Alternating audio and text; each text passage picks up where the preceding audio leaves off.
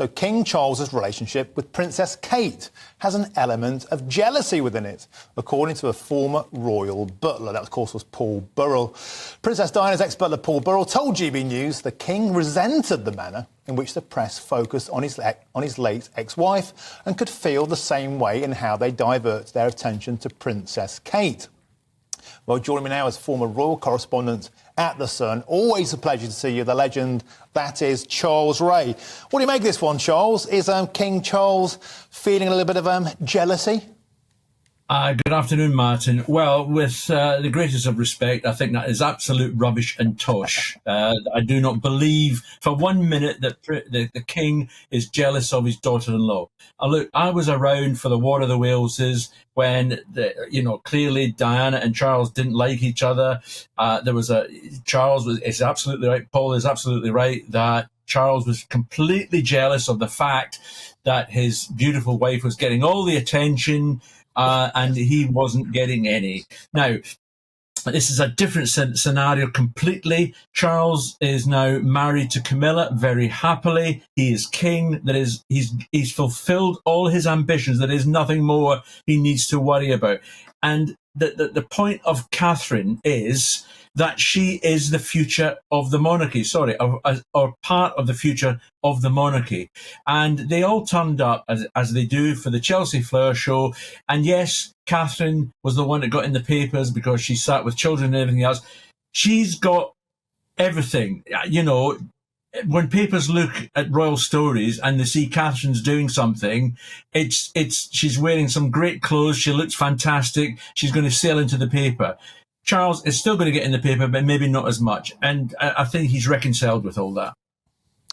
OK, Charles, another juicy story that's doing the rounds, and that is Harry and Meghan's marriage apparently is on the rocks. Any credence to this story, Charles, and where did this rumour emerge from?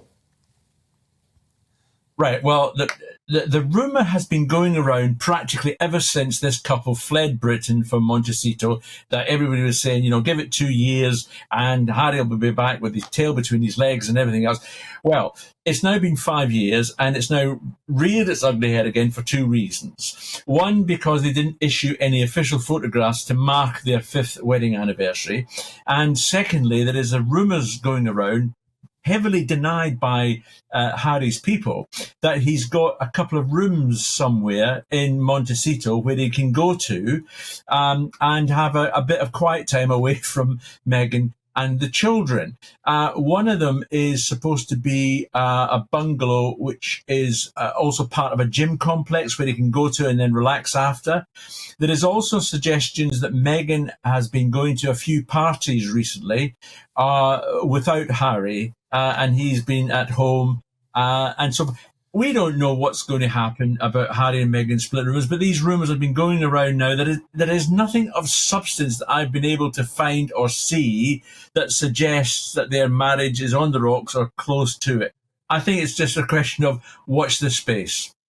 I would think, Charles, that a lot of people watching and listening to this might think, well, if your marriage falling apart means having the occasional night out without your missus or your fella, or spending a night on the sofa after one of those nights out, I think most marriages in the world are probably on the rocks. Another story that caught my eye this week, Charles, was Prince William went to Queen's Park Rangers. Yes. That was off the back, wasn't it, of the nearby Grenfell Towers. Wonderful pictures of Prince William with people who'd lost relatives in the Grenfell Tower, really looking like a proper member of the royal family, doing really, really good work. Oh, yeah, it is. And he went to QPR because they're a football club very, very close to Grenfell, and they did an awful lot when the appalling tragedy happened to help people from Grenfell Towers. And William was there to see, chat to the people at Queen's Park Rangers and also meet some of the victims on Grenfell Towers. Now, these are the sort of things that the royals should be doing, getting in touch with, the people who've certainly gone through some sort of adversity and comforting them and just being there for them. And as a result of a member of the royal family going there, then that increases the help for that community.